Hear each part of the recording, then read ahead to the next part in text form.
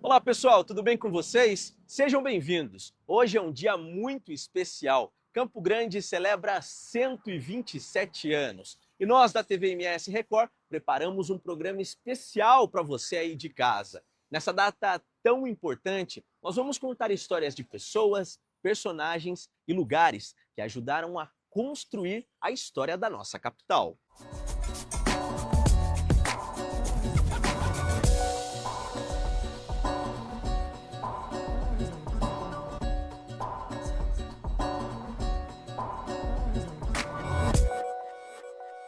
É uma viagem que passa pelo passado, pelo presente e também pelo futuro. Porque contar a história de uma cidade é contar a história também de quem vive, de quem trabalha e de quem sonha aqui. E para começar a nossa homenagem, a gente vai conhecer um local que foi testemunha de grandes transformações aqui em Campo Grande. Há 76 anos era inaugurado o Hotel Gaspar, um local que recebeu diversas personalidades e guarda lembranças da época em que a cidade seguia nos trilhos do desenvolvimento. A placa de vende-se não anuncia apenas o empreendimento, mas uma história que começou a ser escrita há mais de 7 décadas. Na esquina da Calógeras com a Avenida Mato Grosso, no centro de Campo Grande, o prédio de 4 andares e quase 2.500 metros quadrados foi por muito tempo o Hotel Gaspar. Christian Gaspar Melim é neta do fundador Antônio Gaspar. Hoje, aos 58 anos, lembra do tempo em que brincava com os irmãos nos corredores do renomado hotel e até mesmo das broncas que recebia do avô. Quando eu nasci, o hotel já existia, né? Então eu fui criada aqui. Eu fui criada tomando banho no tanque da lavanderia, que para mim era uma mini piscina. Descendo pelo corrimão das escadas, brincando no elevador, até meu avô dar uns berros, que era para parar de brincar no elevador. Então, assim, eu não morava em Campo Grande. Nossa família, meu pai, minha mãe e os meus irmãos, nós morávamos em São Paulo. Mas qualquer feriado, qualquer férias, a gente vinha para Campo Grande. E ficava no hotel? E ficava no hotel, sempre no hotel, sempre no hotel.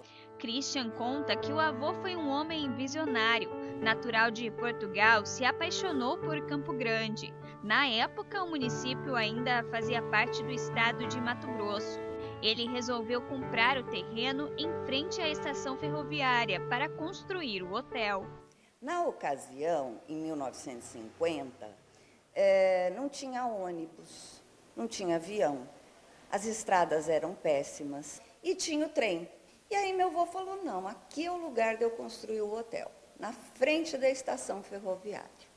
Ele começou a construir o hotel em 1950, foram 4 anos para o hotel ficar pronto, né? E ele participou ativamente. E aí foi um grande salto para a cidade. Porque as pessoas chegavam de trem e viam um prédio de 4 andares. Ah, meu Deus! Nossa, que coisa grande, né? Um prédio todo branco, de esquina, na frente da estação. Cada canto deste hotel conta um pouco da história do desenvolvimento de Campo Grande. Antônio Gaspar foi quem trouxe para a cidade o primeiro elevador. E foi aqui também que funcionou a primeira rodoviária do município. O local era ponto de vendas de passagens e concentrava a chegada e partida dos ônibus que ligavam a cidade a grandes metrópoles, como São Paulo e Rio de Janeiro. A rodoviária funcionava neste espaço onde é a lavanderia. O hotel, na ocasião, o vovô tinha uma empresa de ônibus e não tinha rodoviária em Campo Grande. Então ele pegou o que hoje é nossa lavanderia, abriu a porta dela para Calógeras e ali guardava os volumes, as coisas dos hóspedes e o ônibus estacionava ali e vendia passagem aqui dentro do hotel.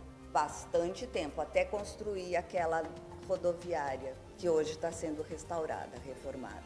O hotel se tornou casa para muitos hóspedes que passaram a literalmente morar no local.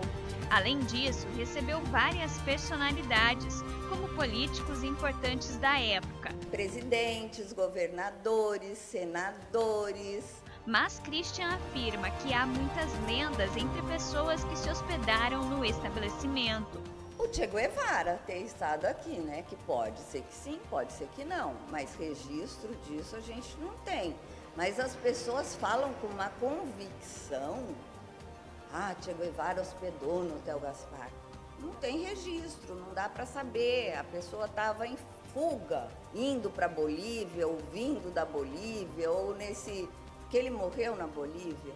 Então, assim, talvez estivesse indo para lá, mas a gente não tem registro nenhum disso. Nenhum.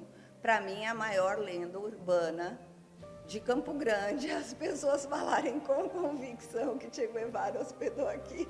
Se Che Guevara se hospedou ou não aqui, nunca saberemos de fato. Mas os 66 anos de funcionamento do hotel deixaram muitas histórias para contar. O hotel resistiu às mudanças da sociedade, mas não à pandemia da Covid e foi fechado. Hoje está à venda por R$5 milhões. A intenção da família é a venda do Hotel Gaspar, né, um prédio que representa a história de Campo Grande, mas não só de Campo Grande, do estado de Mato Grosso do Sul.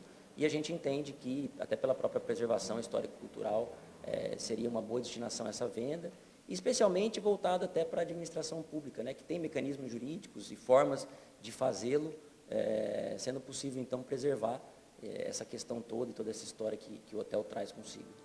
O futuro do prédio é incerto e depende de quem comprar.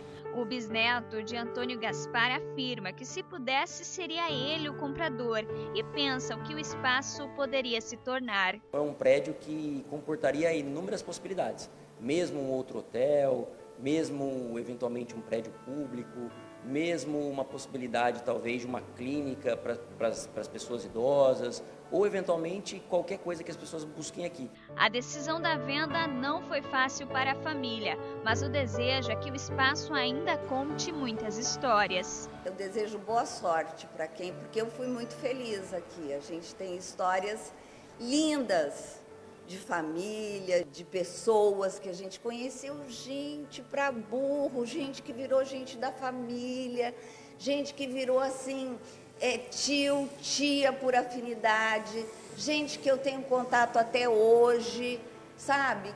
Que manda mensagem, que pergunta se está bem, se não está. Todo mundo tem uma história para contar do hotel, das pessoas, do meu avô, da minha avó, dos funcionários, de tudo. Então, assim, eu vou levar no meu coração essas lembranças. E quero que a pessoa que compre o hotel seja muito feliz. Uma cidade é feita de grandes transformações, mas também de cuidado, solidariedade e saúde. Há 85 anos nascia o Hospital São Julião e marcava a sua trajetória pelo acolhimento.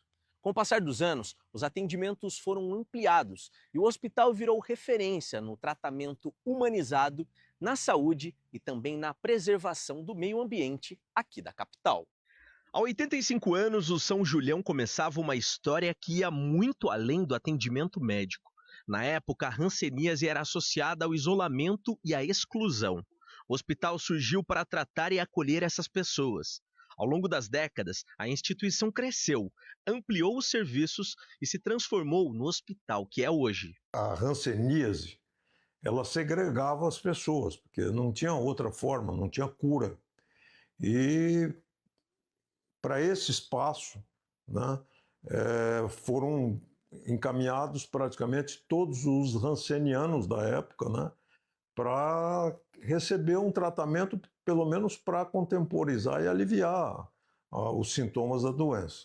Então, o São Julião, com muita determinação, nesses 85 anos de existência, ele foi se especializando como um hospital de saúde. E toda essa experiência hoje é entregue aos pacientes do SUS.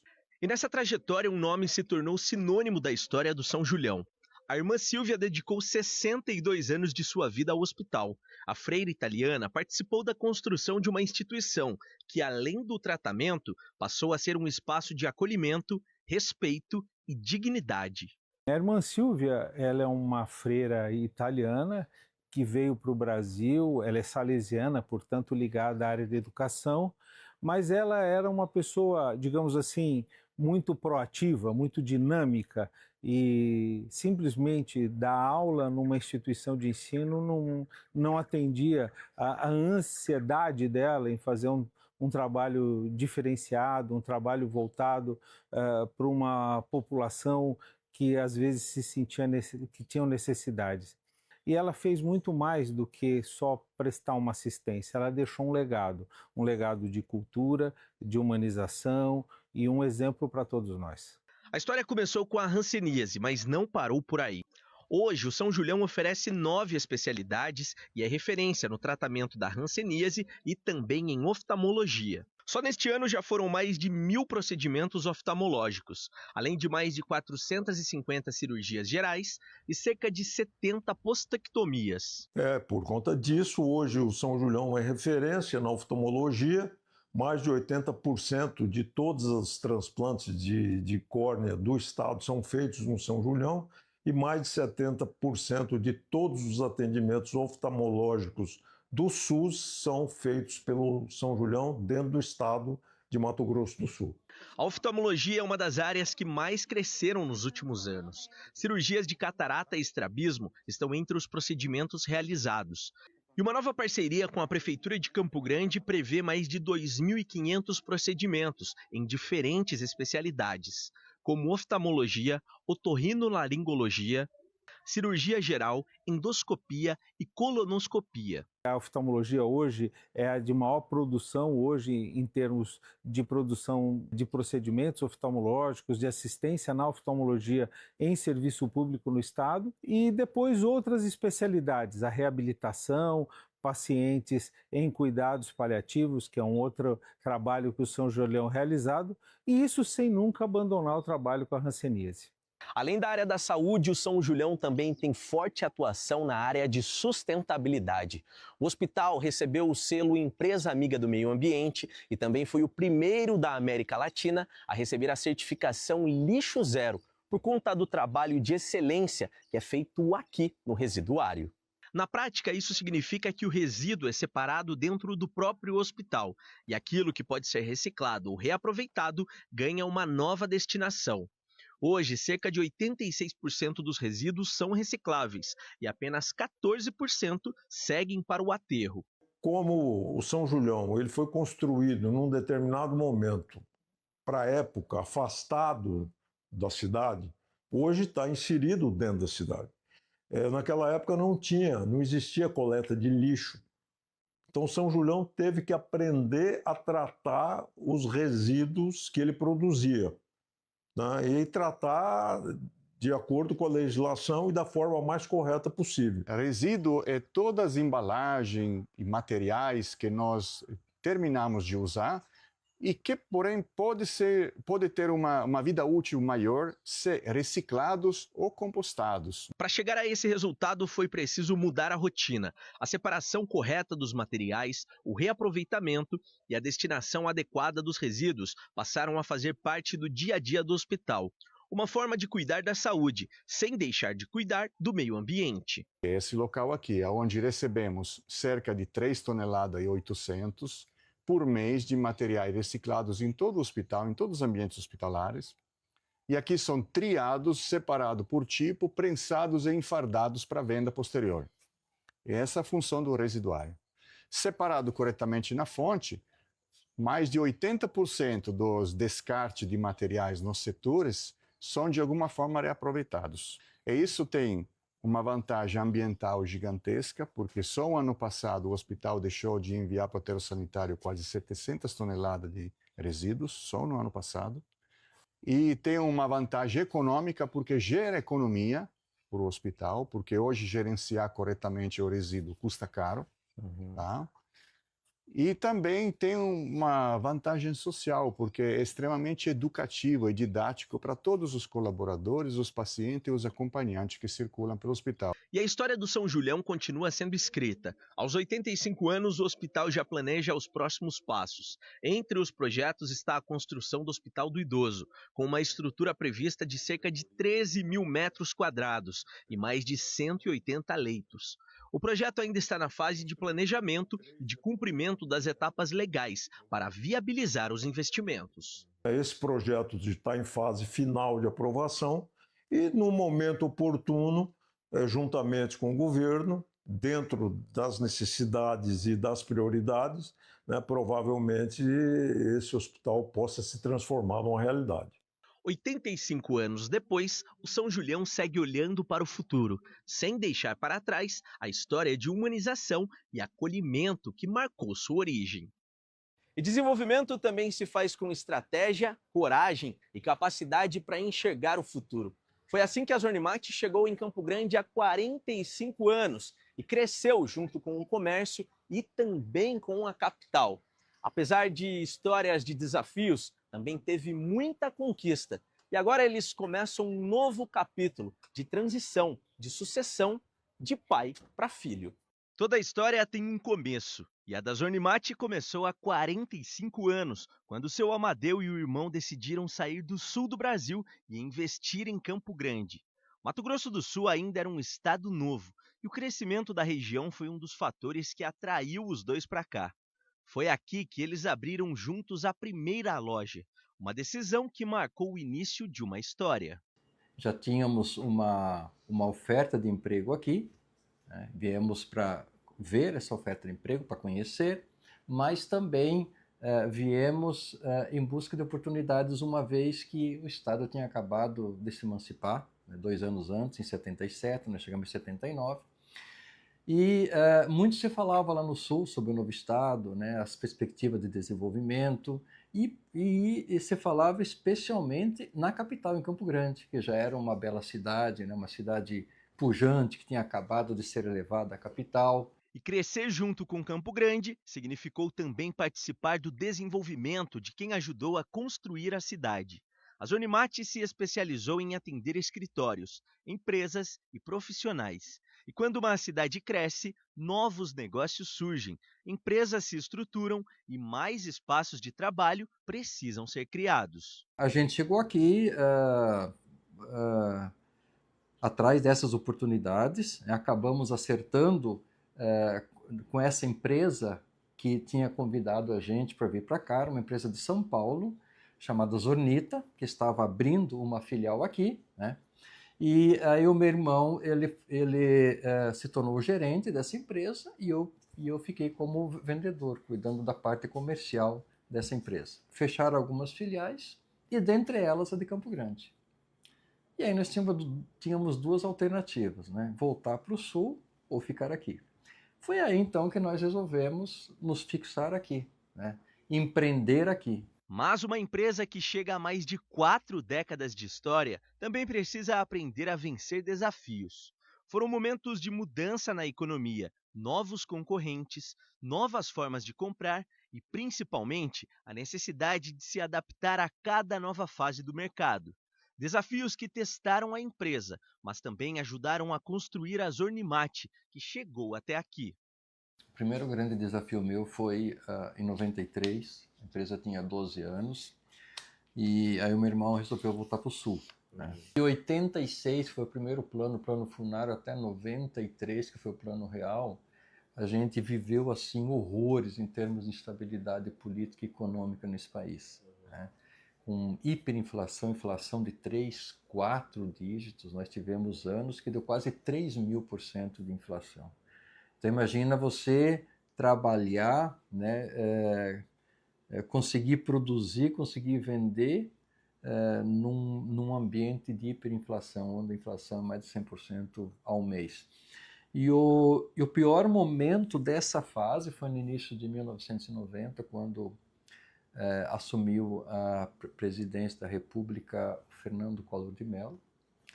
Ele tomou posse num dia e no outro dia ele baixou uma lei confiscando, né, o dinheiro, a poupança de todos os empresários. E talvez o terceiro desafio mais marcante foi a pandemia. A pandemia foi um horror, né? De uma hora para outra, a gente ficou sem saber o que fazer, né? Porque os boletos continuavam vencendo, a gente precisava continuar vendendo, mas a gente tinha muita dificuldade, né? Para vender, para se comunicar, para fazer entrega. E então a gente a gente teve que sair daquela zona de conforto que a gente vinha de uma forma Teve que se reinventar. Extremamente rápida, teve que se reinventar, a gente teve que buscar uma nova forma de gestão, tanto no relacionamento com as pessoas, no relacionamento com os clientes, logística nem se fala, né, porque as pessoas tinham medo de ir na porta para receber as coisas. Então foi assim um trauma bastante grande. Eu acho que foi o fator mais marcante, porque os outros problemas eram problemas financeiros, esse era um problema de saúde. E aqui nesta loja da rua 14 de julho, parte importante da história da Zonimate foi escrita. Foi aqui que o sonho do seu Amadeu cresceu, atravessou diferentes momentos e acompanhou as transformações de Campo Grande. Logo depois, 2010, 2011, a gente conseguiu encampar, assumir 2 pontos que também tinham outras lojas de outros concorrentes. E aí a gente acabou aí 2012 com 3 lojas em Campo Grande, mais uma em Três Lagoas. E conseguiu, com isso, consolidar, vamos dizer assim, consolidar a liderança no nosso segmento. Mas agora, mais de 45 anos depois, a história muda de endereço. O futuro começa aqui, nessa nova loja localizada na Avenida Fernando Correia da Costa. Só que a mudança não é só de lugar, não. É também de geração e é de pai para filho. A nova loja ainda está sendo preparada para receber os clientes, mas o espaço já representa uma nova fase para a empresa. Um ambiente mais moderno, pensado para acompanhar as transformações do mercado e reunir produtos que vão além do escritório tradicional. A tecnologia ganhou espaço, os produtos se modernizaram e a Zonimate se prepara para atender uma nova geração de clientes. E ao mesmo tempo em que a loja muda, a gestão também passa por uma transformação.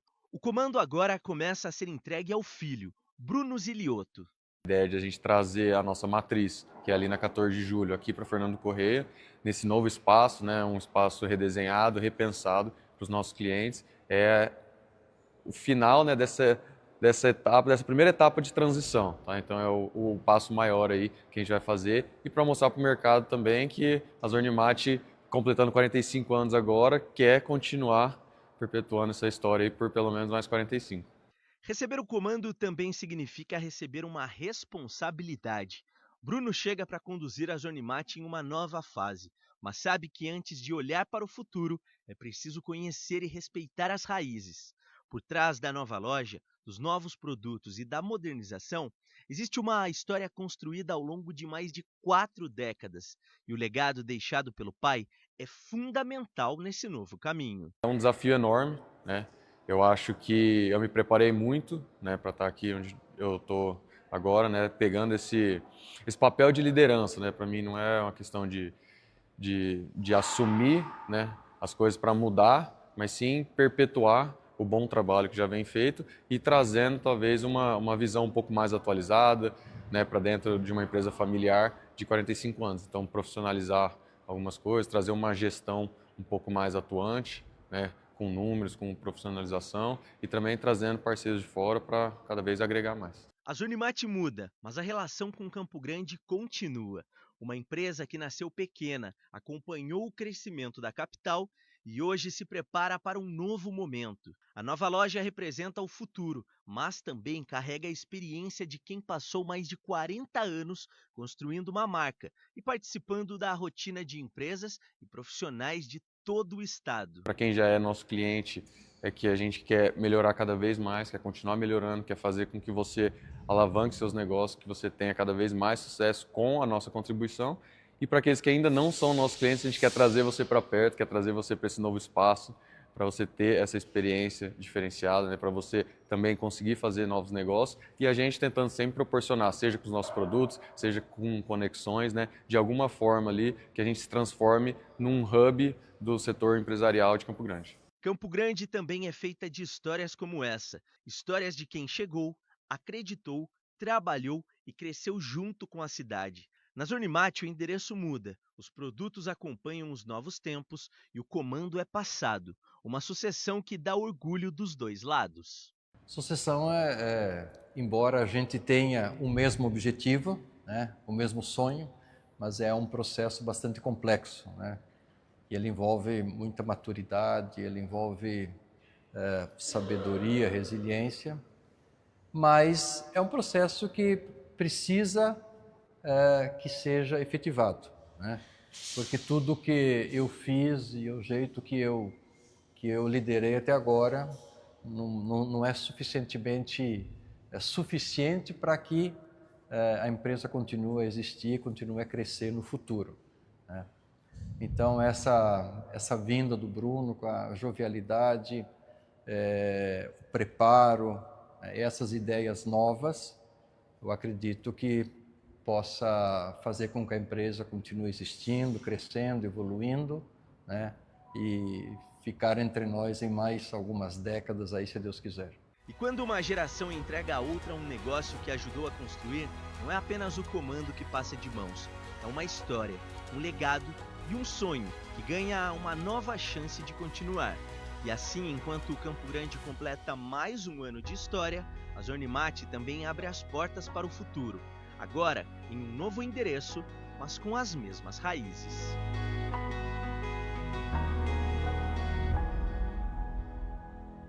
E para fechar a nossa homenagem, a gente fala de uma parte fundamental para qualquer cidade, a cultura. Campo Grande foi e continua sendo construída pela arte, pela criatividade e por personalidades que ajudaram a levar o nome da nossa capital para além das fronteiras. Uma dessas personagens é Lídia Baís, uma campograndense que nasceu em 1900. Foi artista, pintora e uma mulher à frente do seu tempo, que ajudou a construir a identidade cultural aqui da nossa cidade.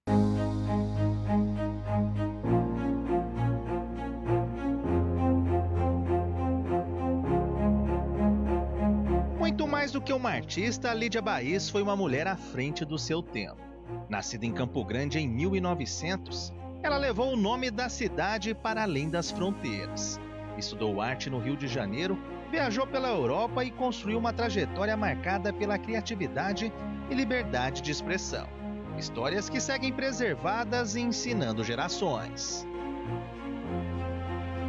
Até os 10 anos de idade, Lídia foi interna em diversos colégios que eram costume na época os pais mandarem para escolas, né, escolas católicas, religiosas. Porém, ela tinha muita saudade da família que estava em Campo Grande. O pai, o seu Bernardo Baís, um próspero comerciante na cidade, marcou profundamente o desenvolvimento da cidade. Então, ela retorna e depois, com 16 anos, ela vai morar no Rio de Janeiro com a irmã Ida. Quando ela chega no Rio de Janeiro, ela começa as aulas de música e pintura. E já desperta Lídia para esse lado artístico. Ela foi a precursora das artes, não somente no estado, mas em todo o Centro-Oeste. Compreender a trajetória de Lídia Baís também é entender parte da formação cultural de Campo Grande. Filho do primeiro prefeito da cidade, Bernardo Franco Baís, ela transformou a própria casa em espaço de arte e deixou uma produção que até hoje inspira artistas, pesquisadores e admiradores da cultura sul-mato-grossense. Aqui no casarão, nós vamos ver 2 painéis que foram pintados depois de 1930, quando ela retorna para Campo Grande. Ela pintou Joana d'Arc, A Última Ceia e Nossa Senhora. Ela mistura expressionismo, impressionismo e surrealismo nas suas obras. A morada dos Baís, no centro da capital, é o casarão onde a família de Lídia Baís viveu por décadas e que ainda preserva características originais da época. Quem visita o espaço encontra muito mais do que um patrimônio histórico. São documentos, objetos pessoais, fotografias e obras que ajudam a reconstruir a trajetória da artista. Cada ambiente revela um pouco da personalidade de Lídia e reforça a importância de preservar a memória de uma das mulheres mais marcantes da história do estado. Aqui é uma confluência de diversas artes. Nós temos 2 postos de artesanato permanente no local. Nós temos o Museu Lídia Baiz, que tem os objetos dela. Lídia Baiz era uma multiartista. Ela tocava harpa, acordeon, piano e violão. Então ela é uma multiartista, além de ser pintor, artista visual. Então além disso, ela compôs 35 discos, ela gravou 35 discos. Ela tinha um aparelho gramofone que importou dos Estados Unidos. Então, e ela gravava e compunha as músicas. Cultura, pertencimento, sentimento de pertença, identidade, isso conta a história do início de Campo Grande. A Morada dos Baiz recebe visitantes de diferentes regiões do Brasil, atraídos pela história e pelo legado deixado pela artista. As amigas Gisele e Letícia vieram de Registro, no interior de São Paulo, para conhecer de perto o lugar onde Lídia Baiz viveu. Eu achei uma mulher muito forte, né? Pela época, tudo que ela tá registrando. Muito bonito também. Maravilhosa. É uma mulher muito forte para a época e muito guerreira também, querendo sempre colocar as vontades dela na frente do tempo. Entre obras e objetos, a história continua sendo contada. E nesse aniversário de Campo Grande, a homenagem ultrapassa os paredões e ganha também vida nos palcos. Inspirado na vida e na obra da artista, um grupo de teatro preparou o espetáculo L'Existence Lídia Baiz. A montagem não segue uma narrativa biográfica tradicional.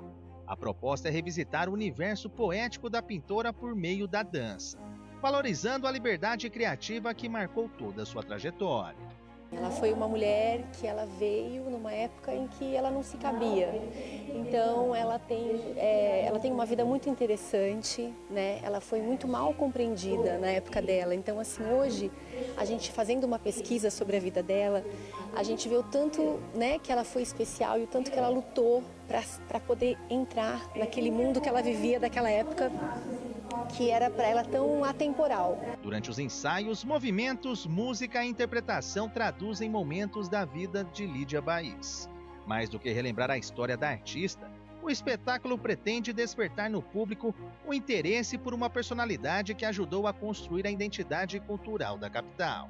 Dança é uma arte muito profunda, assim, então a gente tenta, através de gestos, né, apresentar um pouco do que a gente imagina que ela sentia, do que ela viveu.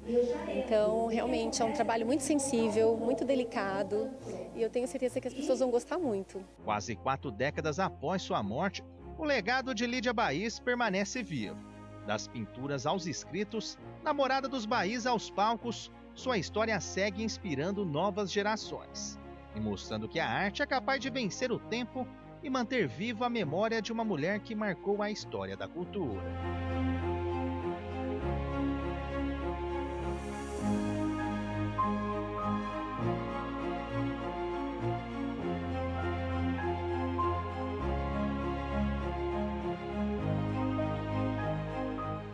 E assim a gente chega ao fim dessa edição especial, contando histórias, visitando lugares e pessoas que ajudaram a construir Campo Grande nesses 127 anos. Uma cidade que continua se transformando e escrevendo novos capítulos todos os dias. E é por isso que neste 26 de agosto, nosso parabéns vai para todos que fazem parte dessa história. Quem nasceu aqui, quem chegou de outro lugar, quem trabalha, empreende, cuida, sonha e ajuda a construir o futuro da nossa capital. Que venham muitos outros anos, muitas outras histórias e muitos outros motivos para comemorar. E a todos vocês, nosso muito obrigado por acompanhar o especial de aniversário da nossa capital. Parabéns, Campo Grande, pelos seus 127 anos.